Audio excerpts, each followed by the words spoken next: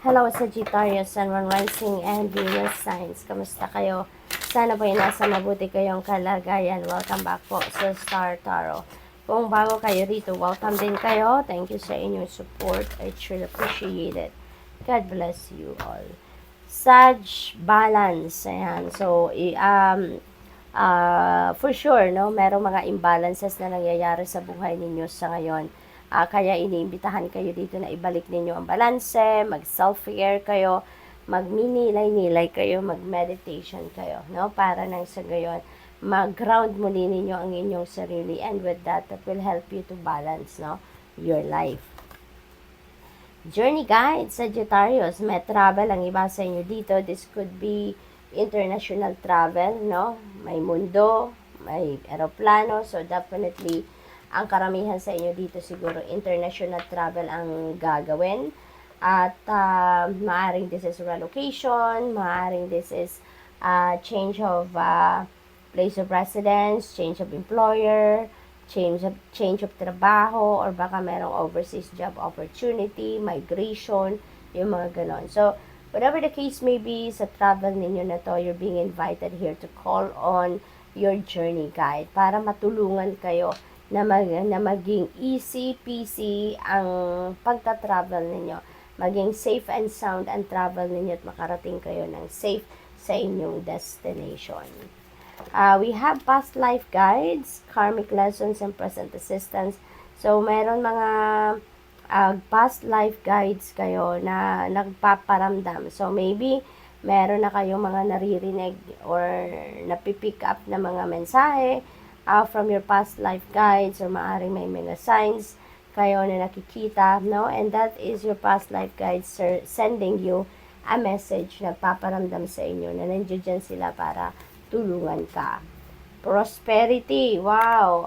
Sagittarius, napakaswerte ninyo sa ngayon kasi there is financial success na paparating. May prosperity and financial abundance coming your way sa ngayon, Sagittarius. So this is really beautiful.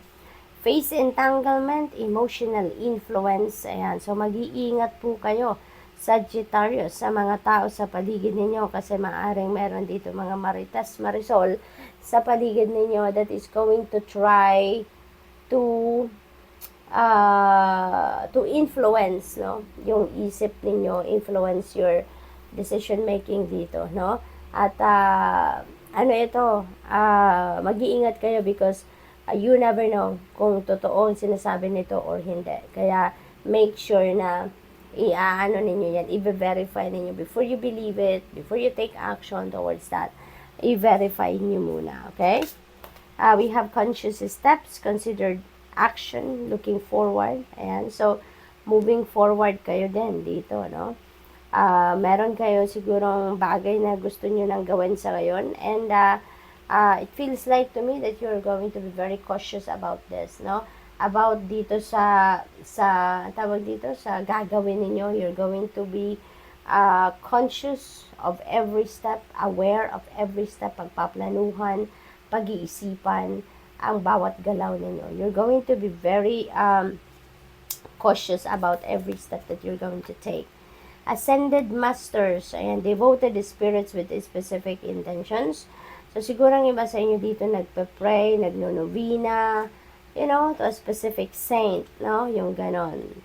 May hinihingi kayong pabor, may hinihingi kayong tulong.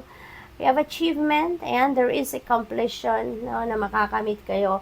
At maaaring yung achievement na to, dito ninyo makukuha yung financial reward, no? Kaya magkakaroon kayo ng abundance and financial success dito dahil dito sa achievement and completion na makukuha ninyo sa ngayon, no?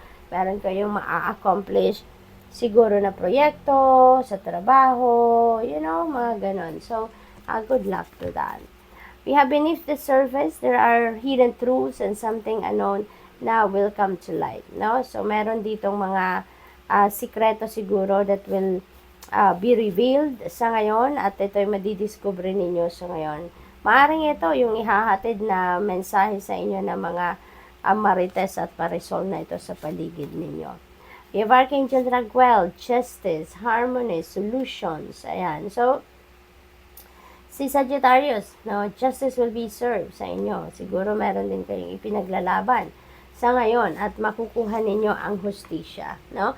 Solutions also will come to you doon sa mga problema ninyo or mga nai-encounter ninyong difficulty sa buhay, no, Sagittarius. Kaya this is also really beautiful. So good luck, Sag, and that's all I have for you for today. Thank you for watching. Love and light. Namaste.